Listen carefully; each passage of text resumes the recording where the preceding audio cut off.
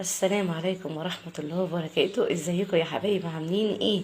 شرفتوني في قناتي، قناة ام كنزي، قناة متجددة. يا رب كل اللي بيفتح القناة واول مرة يشوفني يعمل لي لايك ويفعل زر الجرس عشان يوصلكم كل جديد مني، وتشجعوني كده وتدعموني عشان نتشجع واعمل لكم كل جديد.